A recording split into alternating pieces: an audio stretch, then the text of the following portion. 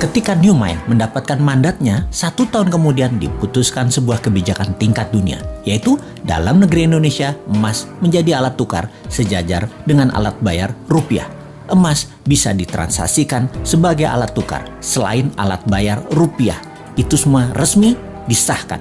E-Gold adalah transaksi berbasis fisik emas dan digital dengan menyediakan 10.000 ATM Gold dalam 3 tahun di seluruh Indonesia.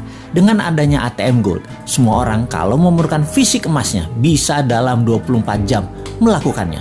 Kemudian, transaksi antar negara dengan Indonesia akan menggunakan emas sebagai alat tukarnya 3 tahun kemudian setelah kebijakan nasional itu dijalankan. Diharapkan dalam 3 tahun setelah hal ini, semua di regional ASEAN, e-Gold menjadi alat tukar resmi antar negara ASEAN dan negara Selatan Pasifik. Dalam 5 tahun, seluruh tambang emas Indonesia menjadi underlying emas fisik e-Gold.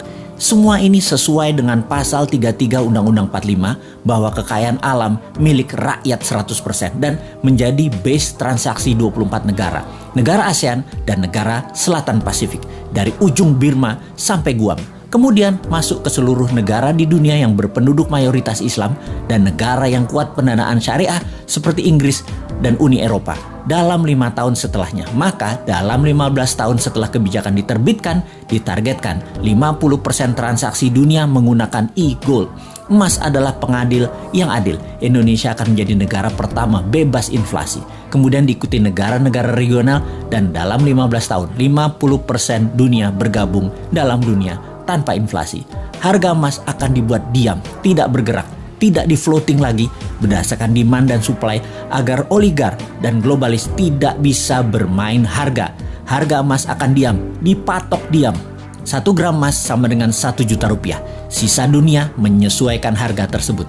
Sejak saat itu, harga di dunia dimanapun atas barang yang sama adalah sama. Sungguh, kita memerlukan konsep bernegara yang sontoloyo untuk membuat Indonesia menjadi negara superpower. Kita tidak butuh populis, tidak butuh diliput kegiatan kecil-kecil. Kita butuh gerakan besar yang berani.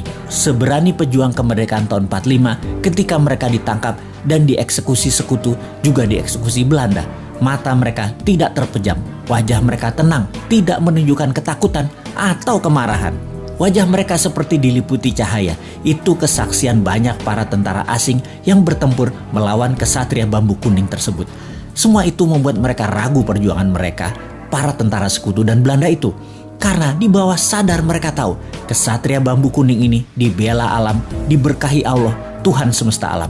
Karena itu mereka segera sadar dan mundur.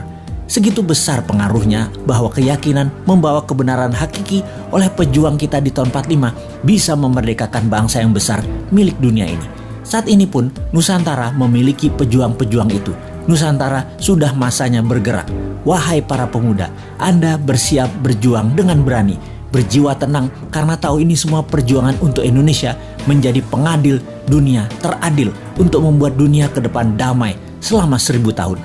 Wahai pemuda New Mind, inilah masa kalian menjadi pembeda, menjadi pejuang kesejahteraan dunia untuk jadi penengah kisruhnya dunia. Rebutlah kekuasaan globalis yang merugikan dan jinakan negara dunia yang saling bunuh untuk kekuasaan dan pertumpahan darah untuk sebuah kepuasan jabatan. Sudah itu semua. Sebar terus pemahaman New Mind yang bisa membuat Indonesia menjadi negara superpower segera. Diawali dengan menjadikan emas sebagai alat tukar dunia.